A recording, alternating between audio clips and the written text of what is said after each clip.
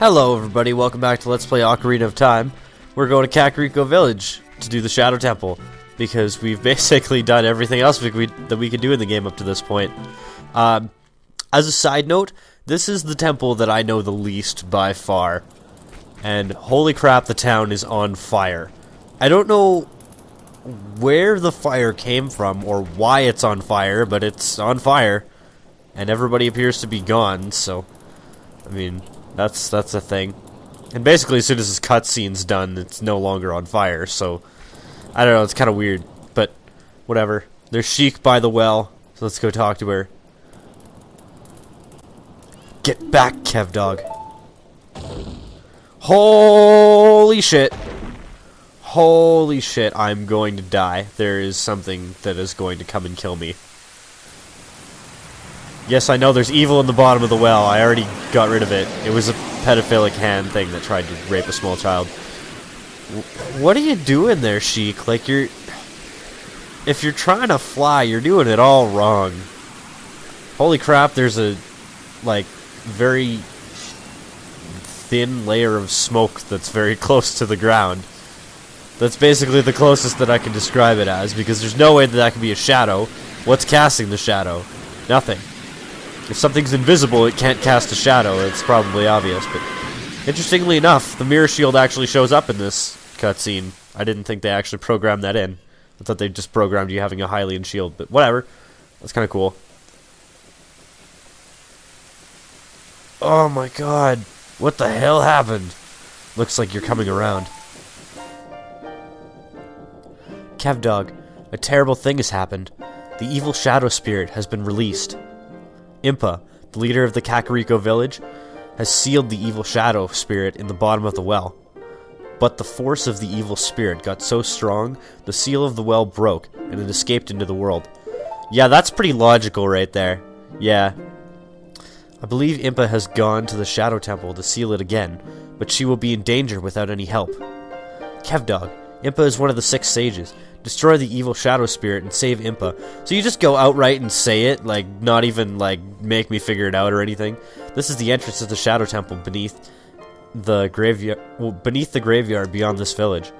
The only thing I can do for you is teach you the melody that will lead you to the Shadow Temple. This is the melody that will draw you into the infinite darkness that absorbs even time. Listen to this, the Nocturne of Shadow. See, I always found they tried to make this overly dark, and by doing so made it less dark. I don't know if that's actually true, but I think they tried to over-embellish the, like, whole darkness aspect of this place. It's one of the few songs you can play entirely without touching the C-stick on a GameCube controller.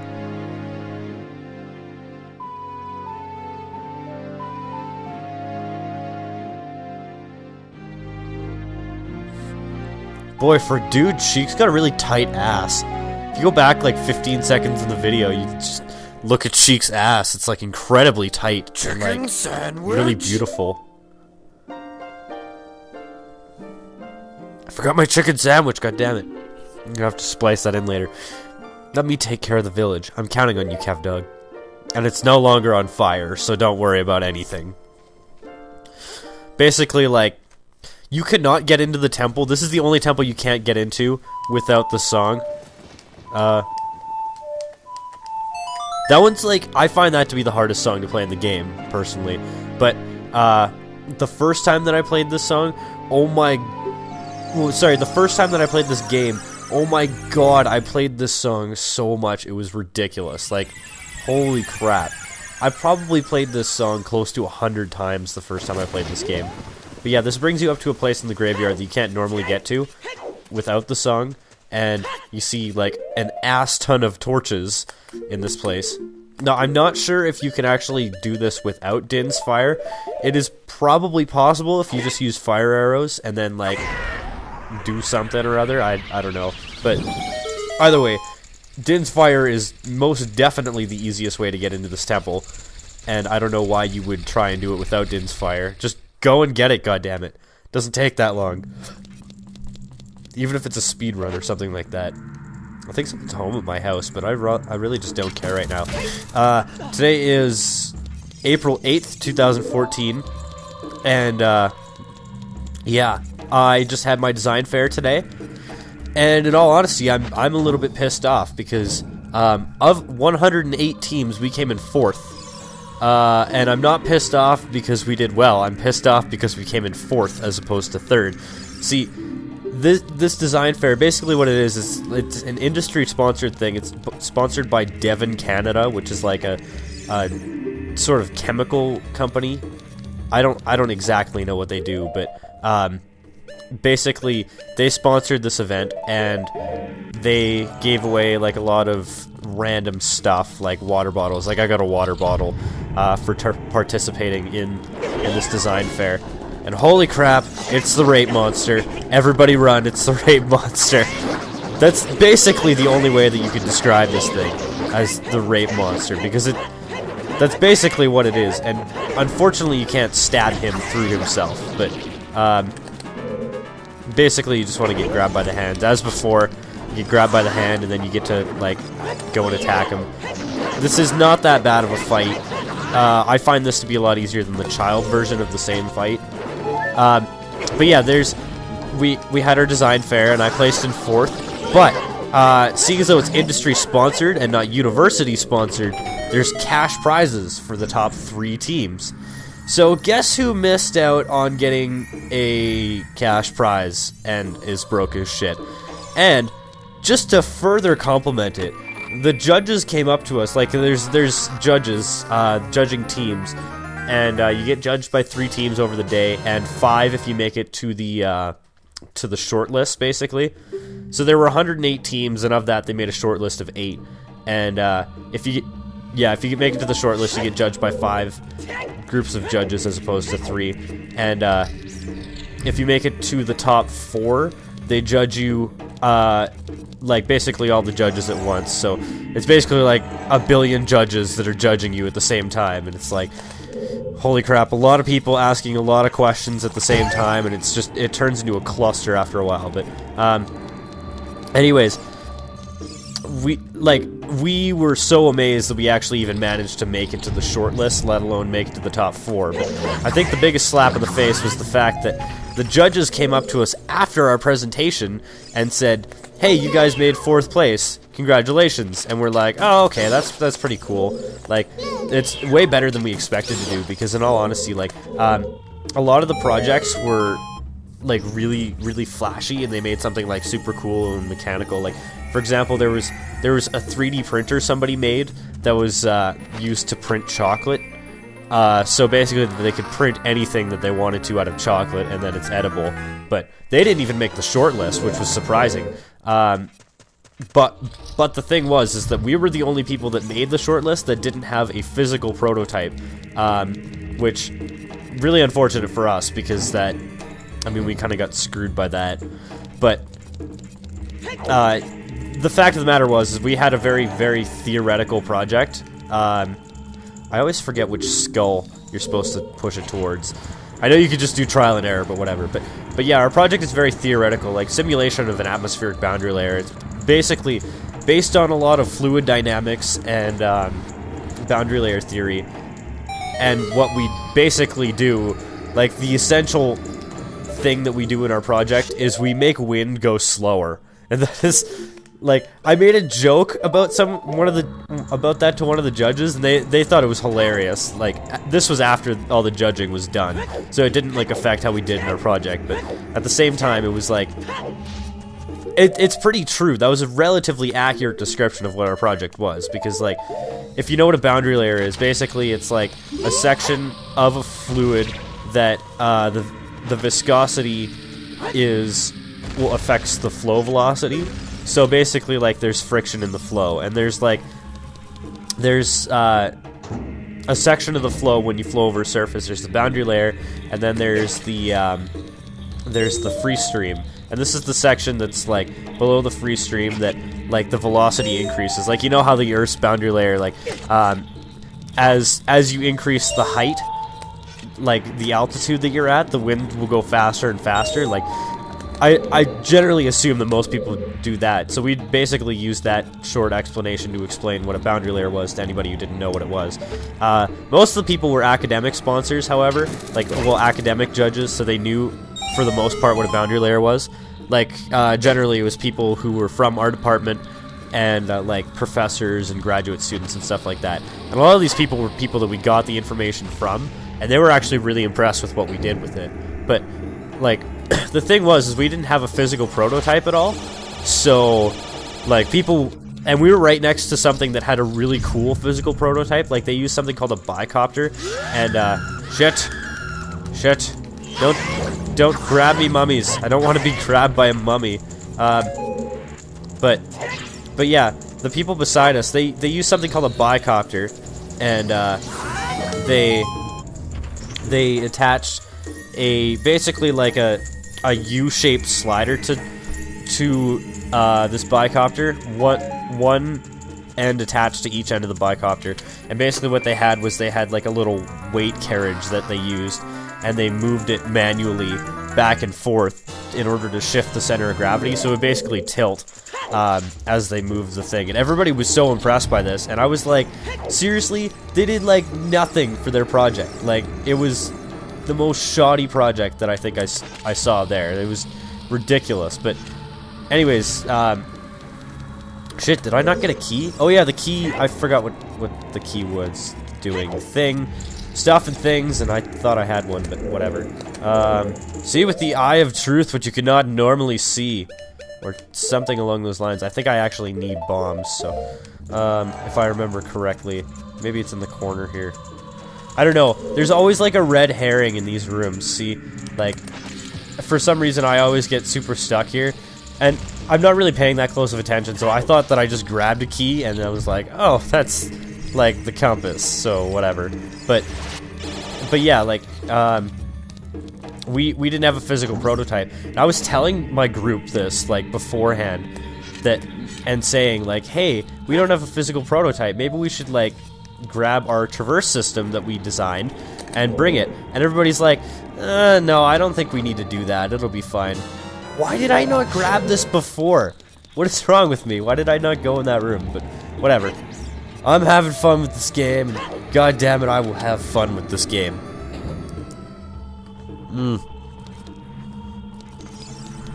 Sorry, it's very hard to drink and talk and move my character at the same time, especially seeing as though my mic is like super close to my face in this video for some reason. I don't know why.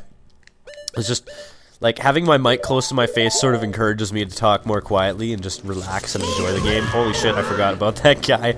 But yeah, we had a super theoretical project, no physical prototype, and I told my team beforehand, it was like, we need to have a physical prototype or else people are gonna look at us bad. And afterwards, one of the judges said, if you guys had a physical prototype, you guys would have won the design fair. And you know what the prize was for winning the design fair? I'll tell you what the prize was. The prize was $10,000, split between 5 people, so $2 grand a piece. And my group was just all like, oh well, we didn't win. And I was like so pissed off at them. Watch for the shadows of monsters that hang from the ceiling. Yeah, Navi, I get it. You could stop saying that in every temple. That would be very nice if you stop that, please. I don't like this room. This room is like, this is one of my least favorite rooms in the entire game for some reason. I don't know why. It's not even that bad, but I always seem to have a really hard time with it. Away with you, nobody cares. Holy crap, I'm walking on nothing. Yeah, there's invisible platforms in here. I'm not even bothering with the lens of truth for these ones because they don't move, but there's ones later in that same room that do move, and they're kind of annoying, but I generally like to keep my hover boots on for this whole temple. Oh yeah, I forgot that there's the thing. Like, I knew there was something in here, but I forgot that there was the 2, like, deaths that are spinning this blade. Dude, what the hell? The tunic you were wearing is gone, but they don't take the mirror shield because that's required to beat the game. I did not know that you could kill a like with one attack. Also, apparently, they sell the tunics in all the shops just in case you accidentally get your tunic eaten by like and you don't get it back. Because I think if you... Shit, why did I do that? I'm so bad in this temple of covering up the lens of truth because you need it so much in here. It's ridiculous, but... what the hell? Why are there 2 hearts just floating in the middle of the air? That is odd. Can I grab them? Please? That would be... No? Apparently not. Apparently it's just a big fuck you, but... Oh, you know what I have to do? I'm pretty sure. I'm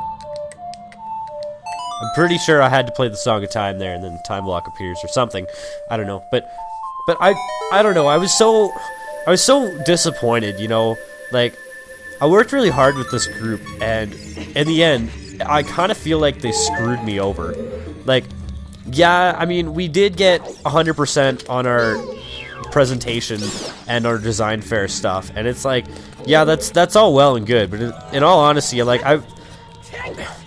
how does it look on a resume if you say I got 4th place in the design fair, but if we brought our traverse system, we would have gotten 1st? How does that look on a resume? Like, that's something. It's not just the money. It's like the fact of the matter that, like, I worked really hard on this thing, and you know what? Some people recognized it, but at the same time, my group kept me from, like, being able to say that, hey, I won this thing and I did a really good job and I'm really proud of what I did. Like, I'm proud of what I did, don't get me wrong, but like at the same time it's such a slap in the face, you know? Like, these are people that you work with and you're supposed to like trust each other, and I did not know that there was just a Goldzel in there. That's annoying, but whatever. I didn't know that like they were gonna, like, I didn't know it was gonna end like that, and in all honesty, it puts a bad taste in my mouth afterwards. Like, this design course that I've been taking is the worst course I've ever taken by a long shot, and like basically everybody who's taking the course will agree with that, because it's just absolutely ridiculous how terrible this course is laid out and designed. And that's mostly because like the entire aspect of design is mostly lost on this course because it's so heavily focused on reports and shit. That sucks. Well, at least I end up over here and don't have to walk through the guillotines again. Or guillotines, or however the hell you want to jerk yourself off about pronouncing words, or stuff like that. But yeah, like, it just sort of leaves a bad taste in my mouth, and like, for the most part, okay, I don't even want to say for the most part, but for the first semester, I really liked working with my group. And the second semester, you know, it was like, okay, you guys are like kind of annoying after a while. And it turned into like, okay, like, please be agreeable so I can tolerate being around you. Like, that's sort of how it ended up. And that's really disappointing when you get stuck with a group like that, because it's like, it's not that I just got sick of them, it's that they like legitimately started being more and more obnoxious, because they, like, I had this one person in my group and I ranted for an entire video on my Pokemon Emerald LP about her. It's just like so annoying.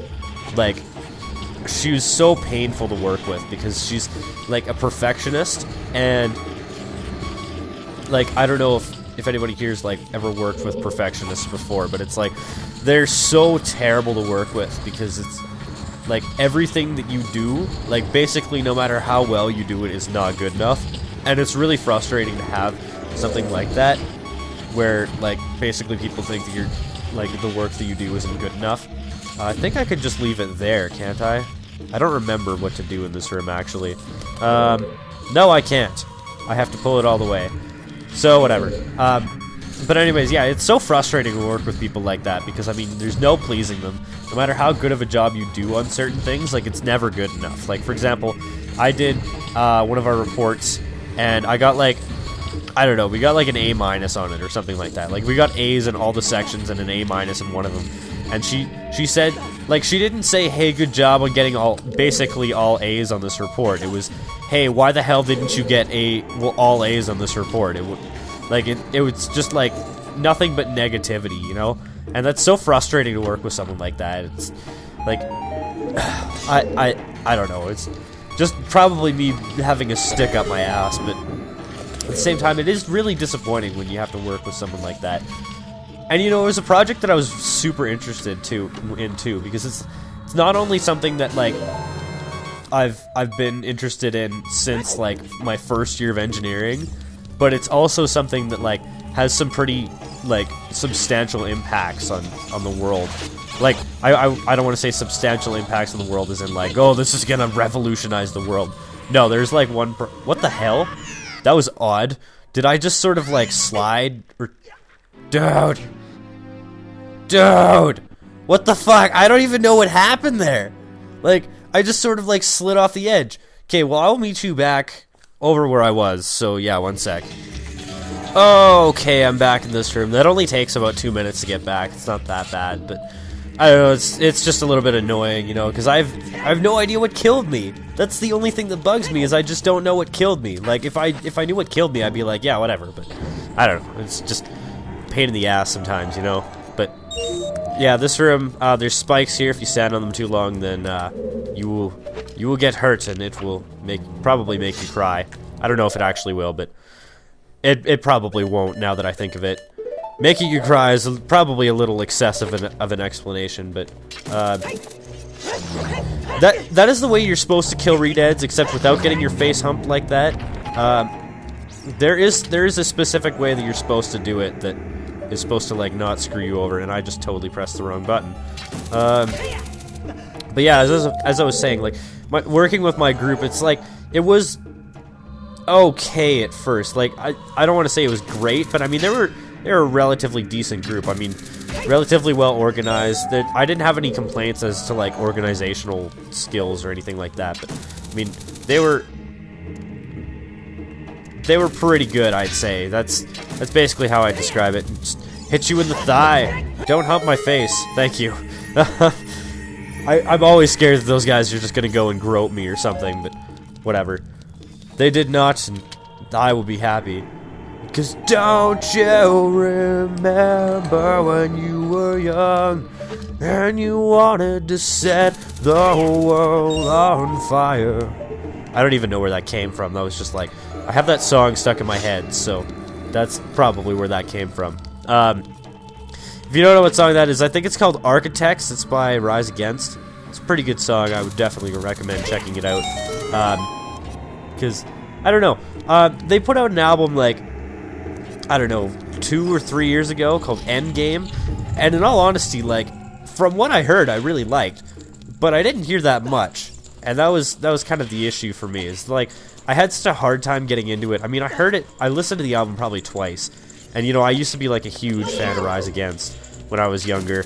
As I mentioned, like, a few videos back when Hunter was on, I used to, like, when I was younger, I spent, like, the longest time trying to figure out what song Prayer of a Refugee was. And I don't know why. Like, I don't even like that song that much. Actually, that came on the radio today, and I, like, immediately shut off the radio station. But, yeah. It's like, I used to love Rise Against so much. Now it's just like, they're okay. They're not great, but they're not bad, I'd say. Where's this other Keese? I have to kill this other Keese in order for me to get out of this room. He's probably gonna sneak up on me. Holy shit! No, die. Thank you. Holy crap, that was way too close to having to bust out my arrows. Yeah, I used to listen to them all the time. I don't know if people still listen to them. I heard they put out an album a little while ago that was like alright. I didn't really hear much about it, which is kind of unfortunate because they used to be so good. They had that album, oh god, what was it called? It was like a yellow cover and it had like a bunch of Black Shadows. Appeal to Reason, that was it. That was such a good album. And the one before that was really good too. I don't remember. The Sufferer and the Witness, that's what that one was. But those are two really good albums. From what I heard from Endgame, that was really good. I didn't hear that much, but like the stuff before that too. I mean, they had a lot of really great songs. But I think when they did, when they did The Sufferer and the Witness, that's when they really like started to break out and be pretty popular. And like I didn't hear about them until then, but like there's a lot of older songs that they have as well. Like, God. I can't name any for the life of me right now, but they have a lot of... Dude, Drop down, thank you. Jesus Christ. But, yeah, they have a lot of older songs that, like, I really do like. But the only issue is, like, I can't find them anywhere. I don't know, like, where to even look. You could walk into that room that's in front of me, or you could just do this, and, like, walk over here, and just walk through this wall. It'll basically tell you that that's what you're supposed to do, but, shit, I don't like my odds here. So let's do this, and just take him out in one shot. Take him out in one shot! Like that Star Fox quote that I was trying to quote, and then just sort of said the exact same thing twice. There we go. There we go. That's how you take out the Gibdos. The mummies that totally don't want to, like, hump your face. Because that's what the Redeads do. Magic. Always nice. But I think what you actually need to do is you need to come over here and bomb this pile of... God, I don't even know what the hell that is.